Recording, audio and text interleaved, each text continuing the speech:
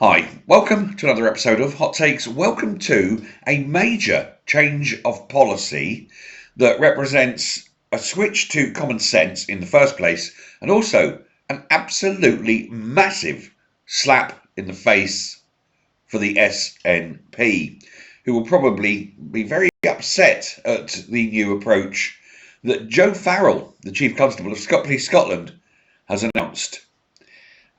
She has said that Police Scotland will now finally admit and only deal with the fact that only men can rape women. And this is a huge reversal of policy. It's a U-turn beyond anything, ever so quickly, single go, and it basically rips up and destroys any claim of self-identification policy. If you commit rape, you are a man, and that's it. And you will be recorded as a man, and you will be punished and tried as a man. None of this men going into women's prisons because they pretend to be ladies. They're not ladies. Chief Constable Jo Farrell, she's confirmed this today, and she said she'd ripped up the previous policy that allowed suspects to self-identify, and now she is going along with the Supreme Court ruling that men are men, women are women, and everything is to do with your biological sex, not your pretendy wannabe. And that now will upset them because that's going to go and get recorded in official crime statistics, which should be 100% in Scotland. 100% rape is male, because in Scotland rape can only be done and performed by a man. A little quirk of Scottish law.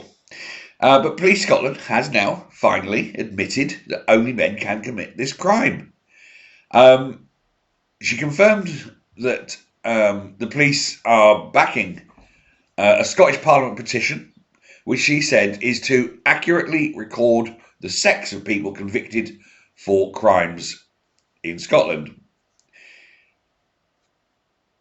Now, previously, of course, they'd record the sex as to what the person responded, had been arrested, said that's what they'd like to be known as. And it led to concerns that crime data was being skewed and misrepresented, as it recorded biological males as female if they pretended to be female. But now it's been confirmed that all the police now will regard the biological sex rather than their status or their wishes, and it seems to be another nail in the coffin for self-ID. Isn't that fantastic? It's another nail in the coffin of Nicola Sturgeon's wishes that men can pretend to be women and be women. It's fairly good. She was giving evidence, actually, to MSPs, where she declared that a man who rapes or attempts to rape a woman, girl, or other victim should be recorded as a male. Gender self-identification, she said, is a complex area of public policy and practice, as illustrated by the effect of the work of that committee she was talking to. But the debate has evolved, she said, and it comes to the point where we have to accept that it is in line with common sense, with reality, and, of course, with the Supreme Court ruling. Well done. Well done. The worm turneth.